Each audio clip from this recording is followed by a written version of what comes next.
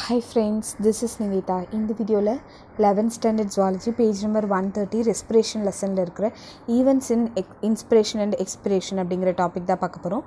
So நம்ம வந்து மூச்சை உள்ளே விடுறது தான் வந்து இன்ஸ்பிரேஷன் அப்படின்னு சொல்கிறது, மூச்சை வெளில விடுறது வந்து எக்ஸ்பிரேஷன் அப்படின்னு சொல்கிறது. ஸோ இது ரெண்டத்தில் வந்து என்னென்ன ஈவெண்ட்லாம் நடக்குது, என்னென்ன நிகழ்வுலாம் நடக்குது அப்படிங்கிறத பார்க்க போகிறோம். முதல்ல வந்து இன்ஸ்பிரேஷன் அப்படிங்கிறத பார்க்கலாம்.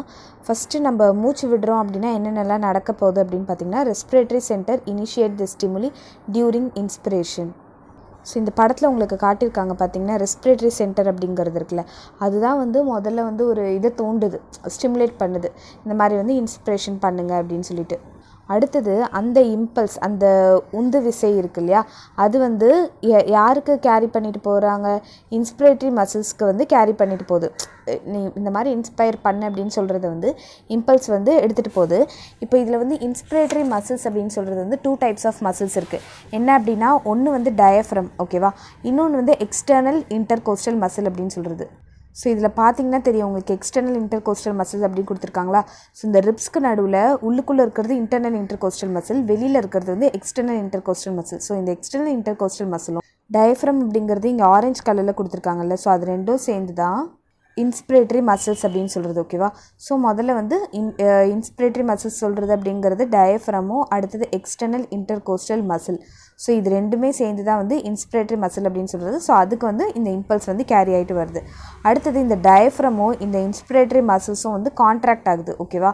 ஸோ கான்ட்ராக்ட் அப்படிங்கிறது என்னென்னா, உங்களுக்கு பேசிக்காக வந்து டயஃப்ரம் அப்படிங்கிறது இந்த மாதிரி டூம் ஷேப்பில் இருக்கும், ஓகேவா. கான்ட்ராக்ட் ஆகுது அப்படிங்கிறப்ப உங்களுக்கு இப்படி மாறிடும். ஸோ இப்போ இன்ஸ்பிரேஷனில் பார்த்தீங்கன்னா உங்களுக்கு இப்படி வந்துருச்சுல, எக்ஸ்பிரேஷனில் உங்களுக்கு வந்து இப்படி வந்திருக்குல்ல, ஸோ அதுதான், ஓகேவா. அடுத்தது வந்து என்ன சொல்கிறாங்க, டயஃப்ரம் வந்து கான்ட்ராக்ட் ஆகும் அப்படின்னு சொல்கிறாங்க.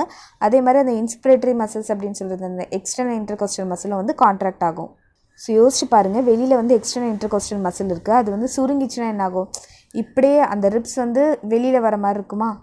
ஸோ அதுதான் சொல்கிறாங்க. அதனால தொராக்சிக் வால்யூம் வந்து இன்க்ரீஸ் ஆகுது, செஸ்ட் வால் வந்து எக்ஸ்பேண்ட் ஆகுது. தொராக்சிக்னா மார்பு பகுதி இருக்குல்ல, அதோட வால்யூம் வந்து எக்ஸ்பேண்ட் ஆகுது. யோசிச்சு பாருங்கள், நம்மளே வந்து மூச்சு விடும்போது நம்மளோட தொராக்சிக் வால்யூம் வந்து இன்க்ரீஸ் தானே ஆகும். அது மட்டும் இல்லாமல் இன்ட்ரா பல்மனரி ப்ரெஷர் அப்படிங்கிறது வந்து எனக்கு ரெடியூஸ் ஆகுது. பல்மனரி அப்படின்றதுனால என்னென்னா லங்ஸை தான் குறிக்கும், ஓகேவா. ஸோ இன்ட்ரானா உள்ளுக்குள்ளே இருக்கிறது அப்படின்ற மாதிரி வரும். ஸோ இந்த இடத்துல கொடுத்துருக்காங்களா இன்ட்ரா பல்மனரி ப்ரெஷர் அப்படின்னு சொல்லிட்டு. ஸோ இன்ட்ரா பல்மனரினா அந்த லங்ஸுக்குள்ளே இருக்கிற ப்ரெஷர். நீங்கள் ஜஸ்ட் இமேஜின் பண்ணி பாருங்கள், ஒரு லங்ஸோட வால்யூம் இன்க்ரீஸ் ஆகுது அப்படின்னா அதுக்குள்ளே இருக்கிற ப்ரெஷர் வந்து கம்மியாக தானே ஆகும். வால்யூம் இன்க்ரீஸ் ஆகும்போது ப்ரெஷர் வந்து கம்மியாக தானே ஆகும். அதுதான் சொல்கிறாங்க, இன்ட்ரா பல்மனரி ப்ரெஷர் வந்து ரெடியூஸ் ஆகுது. இன்ட்ரா பல்மனரி ப்ரெஷர்னால் அதுக்குள்ளே என்னென்னலாம் இருக்கும், குட்டி குட்டியாக முட்டையாக ஆல்வியாலிலாம் இருக்கும்ல. ஸோ அப்போ உங்களுக்கு என்ன ஆகுது அப்படின்னா, ஆல்வியாலர் ப்ரெஷர் வந்து டிக்ரீஸ் ஆகுது. தென் த அட்மாஸ்பியரிக் ப்ரெஷரை விட ஆல்வியாலர் ப்ரெஷர் வந்து கம்மியாகுது. ஏன்னா உங்களுக்கு வால்யூம் வந்து பெருசாகிடுச்சுல, ஓகேவா. நார்மலாக இருந்ததை விட உங்களுக்கு வால்யூம் பெருசாகிட்டனால அந்த ஆல்வியாலியில் வந்து உங்களுக்கு வந்து ப்ரெஷர் வந்து டிக்ரீஸ் ஆகிடுச்சு. ஆல்வியாலியில் ப்ரெஷர் வந்து டிக்ரீஸ் ஆகிடுச்சு. அட்மாஸ்பியரிக்கில் ப்ரெஷர் வந்து அதிகமாக இருக்குது. ஸோ எப்போவுமே வந்து higher pressure to lower pressure தானே போகும். ஸோ அதனால் வெளிலேருந்து காற்று உள்ளே வரும், ஓகேவா. அதனால தான் இங்கே சொல்லியிருப்பாங்க, the air flows into the alveoli until the alveolar ப்ரெஷரும் அட்மாஸ்பியரிக் ப்ரெஷரும் ஈக்குவல் ஆகிற வரைக்கும். அதுக்கப்புறம் ஆல்வியாலி வந்து இன்ஃப்ளேட்டட் ஆகும். இன்ஃப்ளேட்டட் அப்படிங்கிறது என்னென்னா, லைக் உயர்த்தப்படும், லைக் இப்படி இருக்கிற அந்த ஆல்வியாலி வந்து நல்லா இப்படி ஆகும் அப்படிங்கிறத சொல்கிறாங்க. இதே வந்து எக்ஸ்பிரேஷன் அப்படின்னு சொல்லும்போது வந்து இதுக்கு ஆப்போசிட், ஓகேவா. எக்ஸ்பிரேட்டரி சென்டர் டெர்மினேட்ஸ் த respiratory centre terminates stimuli during expression. So இதில் வந்து இனிஷியேட் பண்ணதில்ல, இதில் வந்து டெர்மினேட் பண்ணிடும். அந்த ஸ்டிமுலினம்னா தூண்டுதல் அப்படின்னு அர்த்தம். ஸோ அதை வந்து ஸ்டாப் பண்ணிடும் அப்படின்னு சொல்கிறாங்க. இப்போ இதில் என்ன ஆகும், டயஃப்ரமும் இன்ஸ்பிரேட்டரி மசிலும் ரிலாக்ஸ் ஆகும், ஓகே. ஸோ நார்மலாக இப்போ டயஃப்ரம் வந்து இப்படி இருந்ததில்ல, டயஃப்ரம் நார்மலாக இப்படி இருக்கணும். ஸோ அப்படி வரதான் வந்து ரிலாக்ஸ் அப்படின்னு சொல்கிறது, ஓகேவா.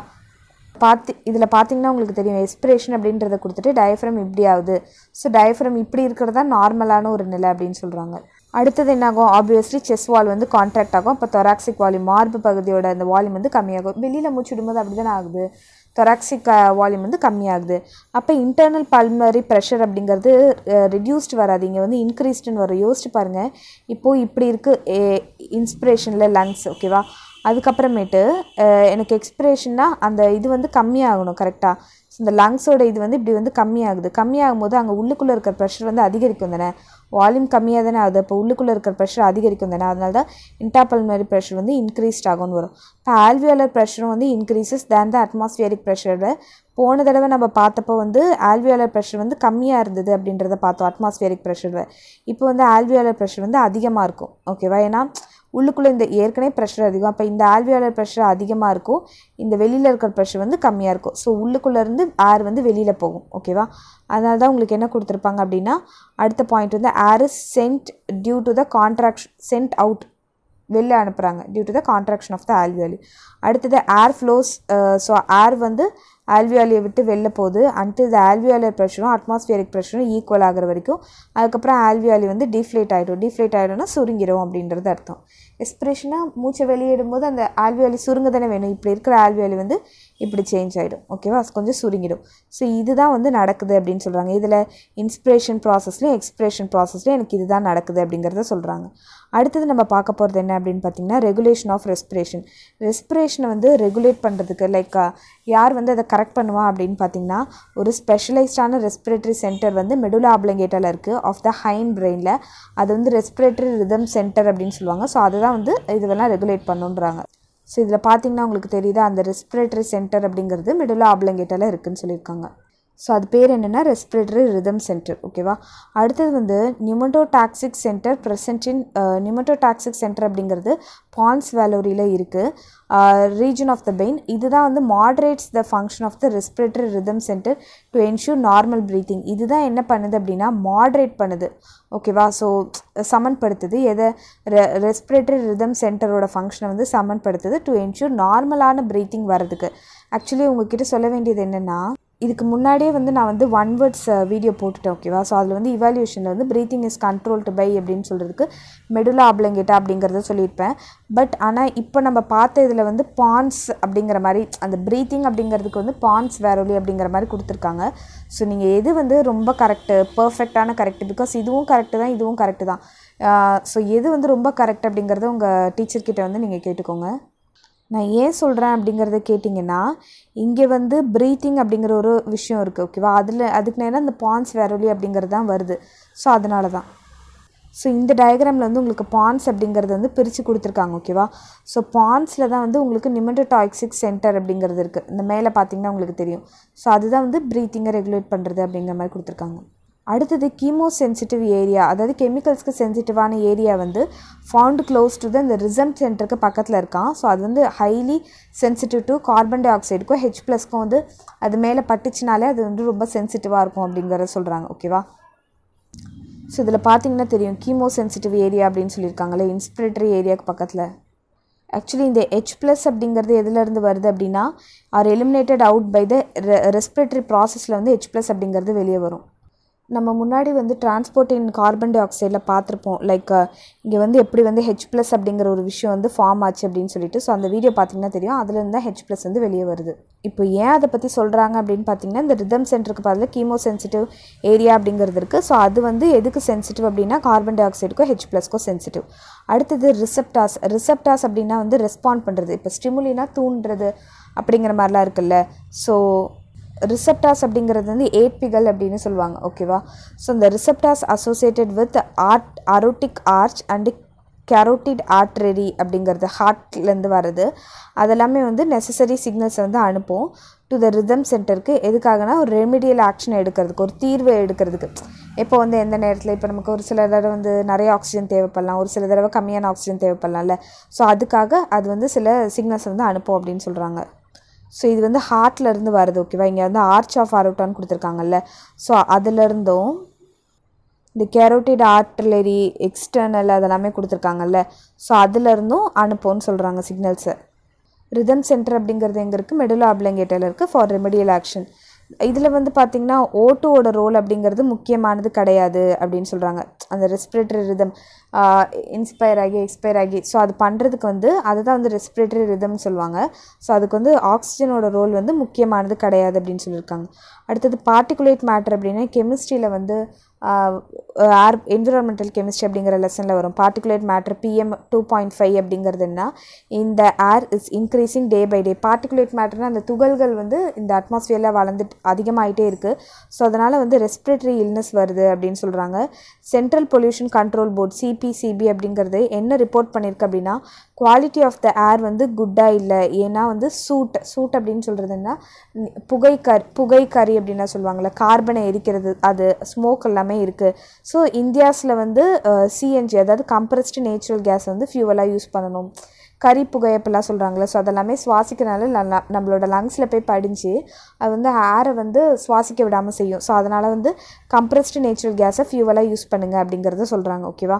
ஸோ இப்போதைக்கு நம்ம என்ன பார்த்துருக்கோம் அப்படின்னா, யார் வந்து ரெஸ்பிரேஷனை வந்து ரெகுலேட் பண்ணுறா அப்படின்னு பார்க்கும்போது, முதல்ல வந்து மெடுலா ஆப்லங்கேட்டாவில் இருக்கிற ரெஸ்பிரேட்டரி ரிதம் சென்டர் அப்படிங்கிறது வந்து ரெகுலேட் பண்ணுது.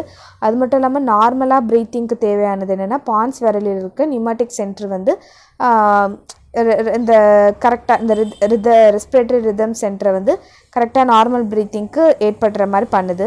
அதுக்கப்புறமேட்டு கீமோ சென்சிட்டிவ் அப்படிங்கிற ஒரு ரீஜன் வந்து ரிதம் சென்டருக்கு பக்கத்தில் இருக்குது. ஸோ அதுவும் வந்து இந்த மாதிரி ப்ரீத்திங் ப்ராசஸ் எல்லாமே கண்ட்ரோல் பண்ணுது அப்படிங்கிறத சொல்கிறாங்க. அதுக்கப்புறம் வந்து இப்போ பிகாஸ் ஹார்ட்லேருந்தும் போகணும்ல, ஹார்ட்லேருந்து தான் எல்லா இடத்துக்குமே வந்து இந்த ஹார்ட்லேருந்து தான் ஆக்சுவலி லங்ஸுக்கு எல்லாமே வந்து டீஆக்சிஜனேட்டட் பிளட்டாக இருக்கட்டும் போதில்ல. ஸோ அதனால் வந்து அந்த அரோட்டிக் ஆர்ச்சில் இருக்கிறது, கெரோட்டிட் ஆர்டரியில் இருக்கிறது, இதெல்லாமே வந்து ஒரு ரிசெப்டாஸாக இருக்கும். ஏதோ ஒரு சிக்னல்ஸை நெசசரி சிக்னல்ஸை கொடுக்கும். ரிதமிக் சென்டரில் வந்து நெசசரி சிக்னல்ஸை கொடுக்கும் கரெக்டான ஆக்ஷன் எடுக்கிறதுக்காக அப்படின்னு சொல்லியிருக்காங்க. இப்போ வந்து ஆக்சிஜனை வந்து ஒரு இடத்துலேருந்து இன்னொரு இடத்துக்கு கொண்டு போகிறதுக்கு என்னென்ன ப்ராப்ளம்ஸ்லாம் இருக்குது அப்படின்னு பார்த்தீங்கன்னா, இப்போ ஒரு பர்சன் வந்து சீலேருந்து வெளியில் வராங்க. ஓகேவா? லெவல் டு த எலிவேஷன், இப்போ நார்மலாக சி லெவல்னால் நம்ம இருக்கிற லெவல், ஓகே, அதுலேருந்து ஒரு 8000 feet வந்து மேலே போகிறாங்க. அதில் பார்த்திங்கன்னா atmospheric pressure and partial pressure of oxygen இது எல்லாமே வந்து கம்மியாக இருக்கும். அப்போ the individual response with the symptoms, அப்போ அந்த இண்டிவிஜுவலுக்கு என்னென்ன சிம்டம்ஸ் வரும்னு பார்த்திங்கன்னா, அக்யூட் மவுண்டெயின் சிக்னஸ் அப்படின்ற ஒரு சிக்னஸ் வந்து வரும். ஸோ அதனால் அவங்களுக்கு வந்து ஹெட்டேக்காக இருக்கட்டும், அவங்க மூச்சு விட முடியாமல் இருக்கிறதா இருக்கட்டும், நாசியானா கொமட்டுறதா இருக்கட்டும், டிசினஸ்னால் மயக்கம் வர மாதிரி இருக்கட்டும். ஸோ மேலே போக போக ஆக்சிஜனோட கண்டென்ட் வந்து கம்மியாகிறதுனால due to the poor binding of oxygen வந்து கரெக்டாக அந்த ஹீமோக்ளோபின்குள்ளே பைண்ட் ஆகாததுனாலே இந்த மாதிரி வரலான்னு சொல்கிறாங்க. ஸோ ஆக்சுவலி முதல்ல மலை ஏறுவாங்கல்ல, அவங்க எல்லாமே இந்த அக்யூட் மவுண்டெயின் சிக்னஸ் அப்படிங்கிறத வந்து ஃபீல் பண்ணியிருப்பாங்க. ஸோ இப்போ ஏதோ ஒரு பர்சன் வந்து ரொம்ப நாளாக போயிட்டுருக்காங்க மவுண்டெயினுக்கு சி லெவல்லேருந்து அப்படின்னா, அவங்களோட பாடி வந்து ஒரு சில அட்ஜஸ்ட்மெண்ட்டை வந்து ஏற்படுத்திக்கும். ஓகேவா? ஹெமட்டோபோயிட்டிக் அட்ஜஸ்ட்மெண்ட் அப்படின்னா, ஹெமட்டோனாலே அது வந்து பிளட்டு தான் குறிக்குது, ஹீமோக்ளோபினை குறிக்குது. ஸோ அதுக்கேற்ற மாதிரி சில அட்ஜஸ்ட்மெண்ட் வந்து அது பண்ணிக்கும் அப்படின்னு சொல்கிறாங்க. இந்த சுச்சுவேஷனை ஓவர் கம் பண்ணணும் அப்படின்னா, கிட்னி இருக்குல்ல, அது வந்து என்ன செய்யும் அப்படின்னா, ஒரு ஹார்மோன் எரித்ரோபோயிட்டின் அப்படிங்கிற ஒரு ஹார்மோனை வந்து அக்சலரேட் பண்ணுமா, வேகப்படுத்துமா. ஸோ அது வந்து ஆட்டோமேட்டிக்காக என்ன பண்ணணும்னா, which stimulate the blood marrow to produce more RBC. நிறைய RBC தேவை. ஏன்னா நிறைய RBC இருந்தால் தான் அதில் வந்து ஹீமோக்ளோபின் இருக்கும், அது வந்து ஆக்சிஜனை வந்து ஃபாஸ்ட்டாக எடுத்துகிட்டு போயிட்டுருக்கோம்ல. ஸோ நம்ம உடம்புல இந்த மாதிரி நம்ம ரொம்ப தூரம் ஹைட்டுக்கு மலை பிரதேசத்துக்கெலாம் போகும்போது ஆக்சிஜன் கம்மியாக இருக்கிற டைம் அல்லது அந்த ப்ரெஷர் வந்து இதுவாக இருக்கிற டைமில் எல்லாமே கிட்னி வந்து ஒரு எரித்ரோபோயிட்டின் அப்படிங்கிற ஒரு ஹார்மோனை வந்து அக்சலரேட் பண்ணும். ஸோ அது வந்து போன் மேரோவில் வந்து நிறைய RBCயை ப்ரொடியூஸ் பண்ண தூண்டும். போன் மேரோ அப்படிங்கிறது எலும்பு மஞ்சை அப்படின்னு சொல்லுவாங்க. ஸோ அதிலிருந்து தான் எல்லாருக்குமே வந்து நமக்கு எல்லாமே RBC ப்ரொடியூஸ் ஆகுது. ஸோ அதை நிறைய ப்ரொடியூஸ் பண்ண வைக்கும். அதே மாதிரி ஒரு பர்சன் வந்து டிஸ்டன்ஸ் மேலேருந்து கீழே வராங்க, அதாவது தண்ணி கீழே போகிறாங்க, டீப் இன்டு த சி அப்படின்னா, pressure in the surrounding water increases which causes the lungs to decrease in the volume. இப்போ வந்து கடலுக்கு அடியில் போகிறாங்க. ஓகேவா? ஸோ கடலுக்கு அடியில் இந்த பர்சன் போகிறாங்க அப்படின்னா நிறைய ப்ரெஷர் இருக்கும்ல. ஸோ அவங்க மேலே வந்து நிறைய ப்ரெஷர் பண்ணும்போது அவங்களோட லங்ஸ் இருக்குல்ல, ஸோ அது வந்து சுருங்கும் அப்படின்னு சொல்கிறாங்க. ஓகேவா? the lungs to decrease in volume. இந்த டிக்ரீஸ் இன் வால்யூம்னால அந்த வால்யூம் டிக்ரீஸ் ஆகும்போது partial pressure of the gas within the lungs வந்து இன்க்ரீஸ் ஆகும். அப்படி தானே இப்போ ஒரு லங்ஸ் இருக்குது அப்படின்னா, ஓகேவா, ஸோ அதோட வால்யூம் வந்து டிக்ரீஸ் ஆகுதுன்னா உள்ளுக்குள்ளே இருக்க ப்ரெஷர் வந்து அதிகரிக்கும் தானே. ஸோ அந்த பார்ஷியல் ப்ரெஷர் வந்து லங்ஸில் வந்து அதிகரிக்கும். இது வந்து நல்லது தான் அப்படின்னு சொல்கிறாங்க. பிகாஸ் அப்போ தான் வந்து நமக்கு நிறைய ஆக்சிஜன் வந்து சர்க்குலேஷனில் வரும். ஓகேவா? ஸோ ரொம்ப ப்ரெஷராக இருக்கும்போது எனக்கு என்ன ஆகும், லங்ஸ் வந்து ரொம்ப ப்ரெஷராக இருக்கும்போது வெளியிலேருந்து நிறைய காற்று வந்து உள்ளே வரும்ல. ஸோ அடிஷ்னலாக ஆக்சிஜன் வந்து நம்மளோட சர்க்குலேஷனில் எடுத்துக்கலாம். பட் ஆனால் அதில் வந்து ஒரு ரிஸ்க்கும் இருக்குது. என்ன அப்படின்னு பார்த்தீங்கன்னா, increased pressure can also drive nitrogen gas. இப்போ ரொம்ப ப்ரெஷர் அதிகமாக இருந்ததுன்னா ஏதோ ஒரு காற்று போயாகணும், அது எந்த காற்றாக இருந்தாலும் கூட பரவாயில்ல அப்படின்னு சொல்லிட்டு நைட்ரஜன் கேஸ் வந்து அதுக்குள்ளே போயிடுமா, சர்க்குலேஷனுக்குள்ளே, பிளட் சர்க்குலேஷனுக்குள்ளே. திஸ் இன்க்ரீஸ் இன் அப்போ என்ன ஆகிடும், பிளட் நைட்ரஜன் கண்டென்ட் வந்து அதிகமாகிடும். ஸோ இதனால் நைட்ரஜன் நார்கோசிஸ் அப்படிங்கிற ஒரு கண்டிஷன் வரலாம் அப்படின்னு சொல்கிறாங்க. when the driver ascends to the surface too quickly, ஒரு இப்போ ஸ்டார்டிங்கில் இருப்பாங்கள்ல, அவங்க எல்லாமே உள்ளே போயிட்டு உடனே வந்து வெளியில் வந்தாங்க அப்படின்னா ஒரு பெண்ட் அல்லது டீகம்ப்ரெஷன் சிக்னஸ் அப்படிங்கிறது அவங்களுக்கு நடக்கும். And nitrogen comes out of the solution while still in the blood forming bubbles.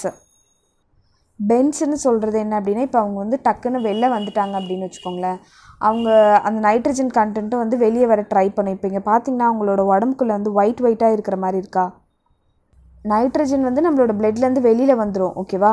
But ஆனால் அது வந்து பிளட்டுக்குள்ளேருந்து ஒரு மாதிரி பபிள்ஸ் மாதிரி ஃபார்ம் பண்ணிகிட்ருக்கோம். இப்போ இதுதான் பிளட் கேப்லரினா பிளட்டுக்குள்ளே வந்து நிறைய பபிள்ஸ் மாதிரி ஃபார்ம் பண்ணிகிட்ருக்கோம். ஓகே, ஸோ இந்த ஸ்மால் பபிள்ஸ் வந்து ஹார்ம்ஃபுல் கிடையாது. பட் லார்ஜ் பபிள்ஸ் வந்து குட்டி குட்டி கேபிலரிஸ் எல்லாமே இருக்கும்ல, குட்டி குட்டி நரம்பு எல்லாமே இருக்கும்ல, அதெல்லாம் போய் தடுத்துரும் அப்படின்னு சொல்கிறாங்க.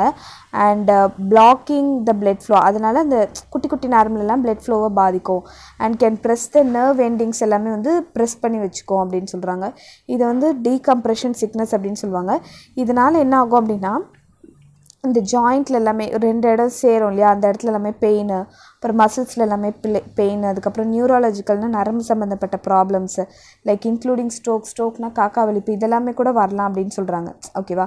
என்னென்னா ஆக்சுவலி அந்த நைட்ரஜன் வந்து உள்ளே போயிடுச்சு அப்படின்னா நார்மலாக அது ஃபங்க்ஷன் பண்ணாது. அது வந்து ஒரு மாதிரி பிளட்டுக்குள்ளே வந்து பபிள்ஸ் மாதிரி இருக்கும். சின்ன பபிள்ஸ்னால ஒன்றும் இல்லை, பட் பெரிய பபிள்ஸ் வரும்போது அது குட்டி குட்டி கேபிலரிஸ் எல்லாமே அடைச்சிக்கும் அப்படின்றத சொல்கிறாங்க. ஸோ இதனால் நிறைய நியூராலஜிக்கல் ப்ராப்ளம்ஸ்லாம் வரலாம் அப்படின்னு சொல்கிறாங்க. The risk of nitrogen narcosis and bends is common in scuba divers-க்கு இது வந்து காமனாக இருக்குங்கிறாங்க. ஸ்கியூபா டைவர்ஸ் அப்படிங்கிறவங்க யாருன்னா, அந்த ஸ்போர்ட்ஸ் அல்லது ஏதோ ஒரு ஆக்டிவிட்டி ஆஃப் ஸ்விம்மிங் வந்து தண்ணிக்கடியில் பண்ணுவாங்க. லைக் ஸ்கியூபா அந்த இதெல்லாமே போட்டுட்டு தண்ணிக்கடியில் பண்ணுறவங்க தான் ஸ்கியூபா டைவர்ஸ். ஸோ அவங்களுக்கு இந்த மாதிரி நைட்ரஜன் நார்கோசிஸ் வரலாம் அப்படின்னு சொல்கிறாங்க. So during carbon di oxide poisoning அப்படிங்கிறது வந்து ஆக்சிஜன் கம்மியாக இருக்கும்போது கார்பன் டை ஆக்சைடு நிறையா இருக்கும், அதுதான் கார்பன் டை ஆக்சைடு பாய்சனிங் அப்படின்னு சொல்கிறது. ஸோ அப்போ கார்பன் டை ஆக்சைடு பாய்சனிங் அப்போ அந்த ஆக்சிஜனோட டிமாண்ட் வந்து அதிகரிக்கும். ஆஸ் தி O2 லெவல் இந்த பிளட் வந்து டிக்ரீஸ் ஆகும்போது, அதாவது ஆக்சிஜனோட லெவல் வந்து நம்மளோட பிளட்டில் வந்து டிக்ரீஸ் ஆகும்போது அதனால் வந்து சஃபோகேஷன் வரலாம். சஃபோகேஷன்னா மூச்சு திணறல் வரலாம். அது மட்டும் இல்லாமல் ஸ்கின் வந்து ப்ளூயிஷ் பிளாக்காக மாறிடும் அப்படின்னு சொல்கிறாங்க. நீங்கள் நார்மலாக இந்த விரல்கள் எல்லாமே வந்து ரப்பர் பேண்ட் எல்லாமே சுற்றி வச்சுருந்தீங்கன்னா அப்போ கூட உங்களுக்கு ஒரு மாதிரி ப்ளூயிஷ் பிளாக்காக மாறிடும். ஸோ அதெல்லாமே வந்து ஆக்சிஜன் வந்து அந்த இடத்துக்கு போகலை அப்படிங்கிறது அதுக்கான ரீசன். இப்போ சிலவங்களுக்கு அலர்ஜி ஆகிடுச்சு அப்படிலாம் சொல்லுவாங்களே, ஸோ அதெல்லாமே யாருனால வருதுன்னா அலர்ஜியன் காரணமாக தான் வருது. ஒரு பொல்யூட்டடான ஒரு ஏரியாவில் நம்ம வந்து என்ட்ரு ஆகும்போது நம்ம டக்குன்னு வந்து என்ன பண்ணுறோம், தும்முறோம், காஃப் பண்ணுறோம், இதெல்லாமே பண்ணுறோம்ல, த அலர்ஜியன்ஸ். ஸோ அந்த அலர்ஜியன் என்ன பண்ணுது, அலர்ஜியன்னா என்னது, வெளியில் இருக்கிற அந்த துகள் பார்ட்டிகல்ஸ், ஸோ அதெல்லாமே தான் வந்து நம்மளோட ரெஸ்பிரேட்டரி ட்ராக்கை வந்து அஃபெக்ட் பண்ணுது. And the responses to the allergens. So அந்த வெளிலேருந்து உள்ளே வந்ததில்ல ஒரு பொருள், ஃபாரின் பார்ட்டிக்கல் வந்து உள்ளே வந்ததில்ல, ஸோ அதுக்கு ரெஸ்பான்ஸ் பண்ணுறதுக்கு வித்தின் அ மினிட்ல ரெஸ்பான்ஸ் பண்ணுறது தான் நம்ம வந்து தும்முறது, இரும்புறது, இதெல்லாமே இருக்கட்டும், இதெல்லாமே அப்படின்னு சொல்கிறாங்க. அலர்ஜி அப்படிங்கிறது வந்து இன்ஃப்ளமேட்டரி ரெஸ்பான்சஸை வந்து தூண்டி விடுது அப்படின்னு சொல்கிறாங்க. ஓகேவா? ஸோ அலர்ஜியன் அதாவது வெளியிலேருந்து வருதில்ல அந்த ஃபாரின் பார்ட்டிகல்ஸ் வந்து இன்ஃப்ளமேட்டரி ரெஸ்பான்ஸ்னு அந்த வீக்கம் தர அந்த ஒரு ரெஸ்பான்ஸை வந்து தூண்டி விடுது. காமன் மேனிஃபெஸ்டேஷன் ஆஃப் அலர்ஜி தான் வந்து ஆஸ்துமா அப்படின்னு சொல்கிறது. இப்போ வெளிலேருந்து ஏதோ ரொம்ப புகை வந்துருச்சு அப்படின்னு சொன்னால் துகள் பார்ட்டிக்கல்லாம் நம்மளோட ரெஸ்பிரேட்டரி சிஸ்டமில் வந்து இதுவாகிடும். ஸோ இந்த மாதிரி ஏதோ ஒன்று வெளியிலேருந்து உள்ளே வந்திருக்கு அப்படின்றத சொல்கிற மாதிரி இருக்கிறதா வந்து ஆஸ்துமா, மூச்சு திணறல் அப்படின்னு சொல்கிறது. ஓகே, தேங்க்யூ ஃபார் வாட்சிங். இந்த வீடியோ உங்களுக்கு பிடிச்சிருந்தால் லைக் பண்ணுங்கள், ஷேர் பண்ணுங்கள், சப்ஸ்கிரைப் பண்ணி சேனல். தேங்க்யூ.